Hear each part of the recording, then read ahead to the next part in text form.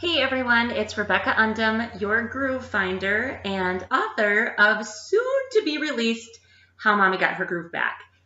Today I decided I wanted to talk about the idea of jumping in. Now I've talked before about starting when you don't feel like everything is perfect and aligned and all of that.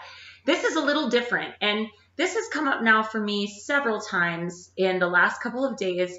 And it made me think about my journey with entrepreneurship and leaving jobs. And I think this message is important. So and this, you'll read about this all in my book because I chronicle it pretty good in there. But when I decided to quit my full-time job, I did not have a solid plan. Okay. I had parts of a plan, pieces of a plan.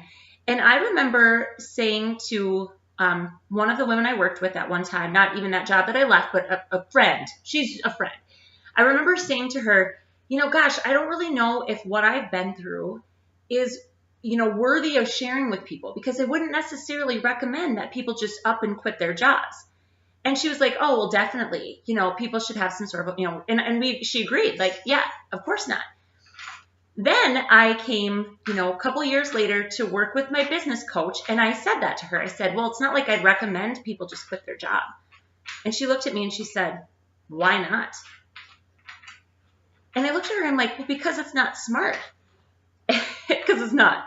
It's not smart to just quit your job. And she goes, but don't you think that you're better for having just quit?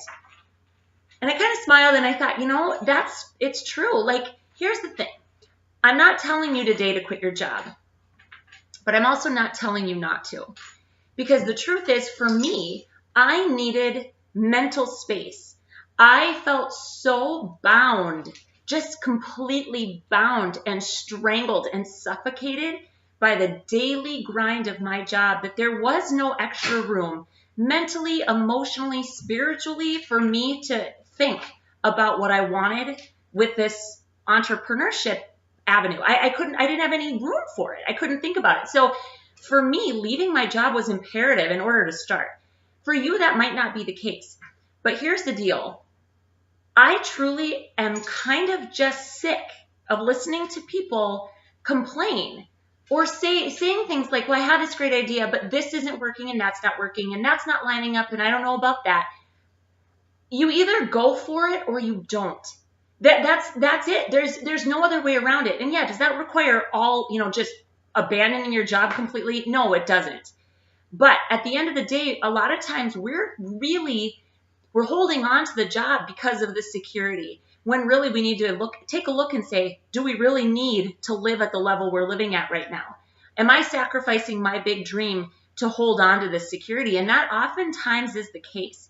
It isn't easy. Quitting my job, we had another kid after that. Yeah, not easy. My husband and I are partners in this, though. Like, he knows what I'm going through. He knows what I'm trying to accomplish, and he supports me in it.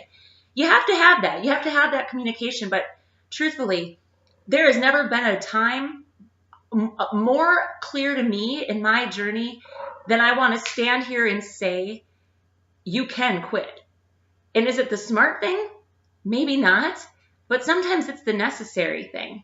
So friends, if you're courting a dream and you had it on a shelf for a long, long time, maybe it's time that you take that bad boy off, blow the dust off of it, and get back in the saddle. That means you have to quit a job you hate. Quit it. Put your money where your mouth is. Your dreams are worth it, but they're not going to come to you if you're unwilling to make sacrifices for them. Love to hear your thoughts on this. Being bold, being big, living a big life wherever you're at, it's not easy, friends. It's hard. Being bold is hard. That's why we don't want to do it. But you can do it. I've done it. I'm here to cheer you on. I would love to hear your story. Share them with me in the comments. Groove on, everyone. We'll see you soon.